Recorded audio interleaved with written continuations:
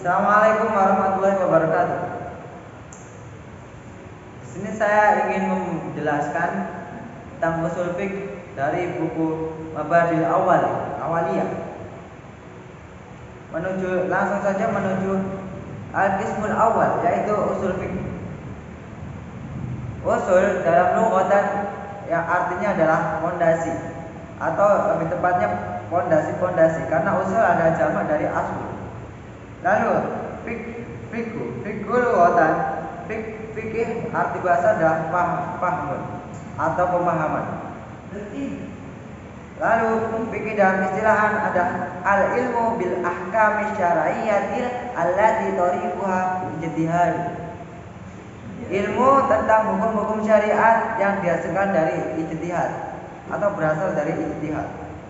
Nah, kalian pasti bertanya-tanya, apa sih perbedaan usul fiqh dan fikih? Nah, kalau diibaratkan, usul fiqh itu ada seperti pabrik dan fikih ada seperti hasil dari pabrik tersebut. Nah, yang pasti jika ada pabrik pasti ada bahan mentahnya atau bahan bakunya sebelum diolah. Dan bahan mentahnya adalah yang terkenal adalah seperti Quran, hadis, as-sunnah, dan lain sebagainya. Dan pabriknya ada usul fiqh, di mana bahan mentahnya itu diolah dan menjadi fiqh, al-fiqh. Ya, seperti halal, haram, mubah, dan lain sebagainya.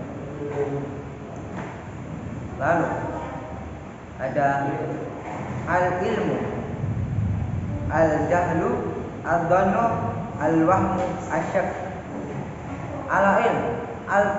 Al-ilm berarti tahu, al-jahl berarti tidak tahu, wal-dhann kemungkinan besar benar, wal-wahm kemungkinan besar salah, wasyak kemungkinan besar dan salahnya seimbang. Kemudian misal yang adzon kemungkinan besar benar. Misal kita habis pulang nongkrong ke rumah. Di rumah ada motor kedua orang tua kita, ada motor ibu kita. Motor ibu kita terparkir di depan rumah. Kita mikirnya, wah, ini di rumah ada ibu. Kemungkinan besar benar karena motornya ada di rumah. Tapi bisa aja salah sedikit. Lalu wahmu.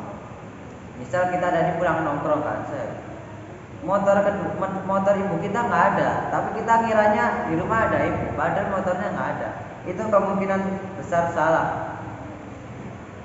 Lalu, nah, al-jahlu, al-ilmu sama al-jahlu, misal kita masuk ke rumah, set ibu kita ada, set, nah, itu jadi al-ilmu karena kita tahu ibu kita ada, benar. Lalu kalau al-jahlu berarti kebalikannya, kita masuk tidak ada ibu kita, atau tidak tahu atau salah. Dan seimbang, wasyak, syak.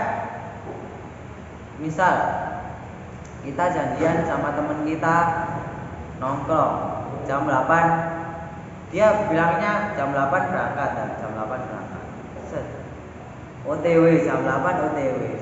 Terus kita udah jam 8 lebih seperempat nih berangkat, telat ya. Lewat rumahnya, lah kok motornya masih ada, tapi bilangnya OTW.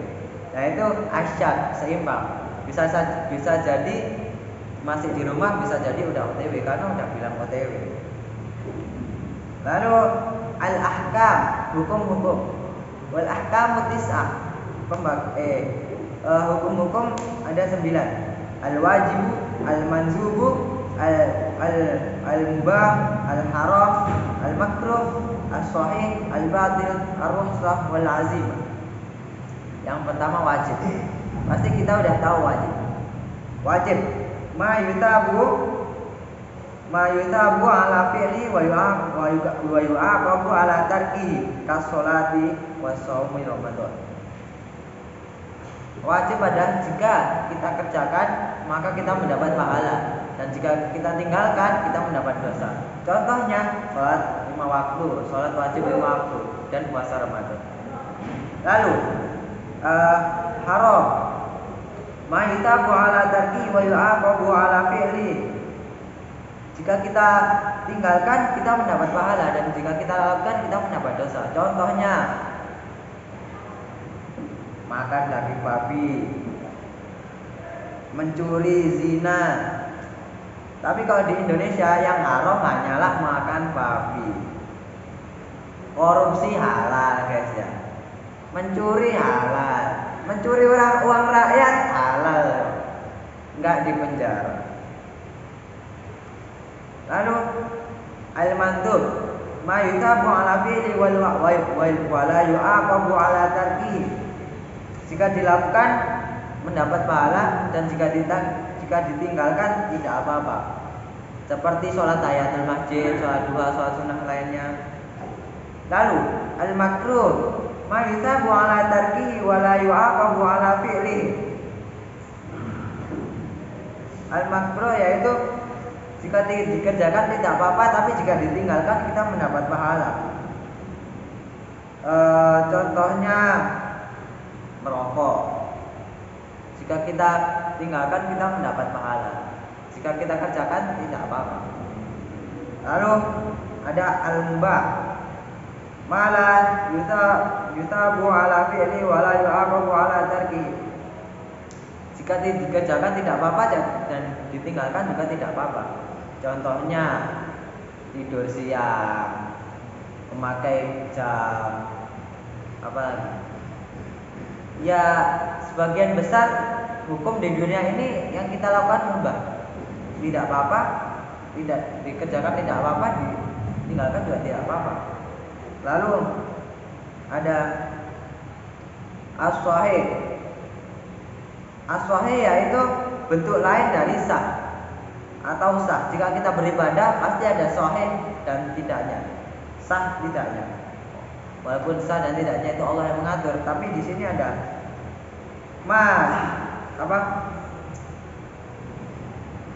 sesuatu sahnya, bentuk sahnya sholat, bentuk sahnya kita mengerjakan sesuatu yaitu rukun dan syaratnya terpenuhi. Nah, apa itu syarat? Apa itu rukun? Syarat sesuatu yang harus dipenuhi di luar kegiatan tersebut, dan rukun sesuatu yang harus dipenuhi di dalam kegiatan tersebut. Contohnya sholat, syaratnya apa? Wudu, bersih, itu kan di luar kegiatan tersebut. Tapi kita harus memenuhinya agar sholat kita sah. Dan rukun, apa yang ada di dalam tersebut. Misal sholat berarti rukunnya al-fatihah, baca al-fatihah dan lain-lain. Lalu ada batal. Salah satu atau keduanya dari syarat atau rukun tidak terpenuhi, maka hukumnya batal. Misal kita sholat nggak wudu, bisa nggak? Kita sholat nggak al-fatihah, bisa. Kita sholat nggak wudu, nggak al-fatihah, nggak rukuk, ya, bukan sholat, itu namanya olahraga. Lalu ada tadi sahih, tadi batal. Terus ada rukhsah. Kalian pasti rata-rata baru dengar apa itu rukhsah. Rukhsah yaitu keringanan, di mana jika melakukan sesuatu dan sesuatu tersebut dapat keringanan. Contoh dari rukhsah yaitu seperti kita lagi perjalanan jauh, lagi rihlah, lalu kita tidak apa-apa menjamak dan mengqashar sholat. Itu adalah salah satu dari rukhsah. Kemudian seperti kita puasa Ramadan, hukumnya wajib, namun kita lagi sakit dan harus minum obat, itu adalah rukhsah. Kita tidak apa-apa untuk tidak berpuasa pada waktu itu. Kemudian yang terakhir ada azimah, yaitu melaksanakan sesuatu yang tidak mendapat keringanan. Contohnya seperti kita ingin sholat jamaah atau qashar, tapi kita tidak memiliki udzur, maka kita harus melaksanakan sholat yang sudah ditentukan. Jadi itu adalah salah satu dari azimah. Terima kasih, itu saja dari saya. Wassalamualaikum warahmatullahi wabarakatuh.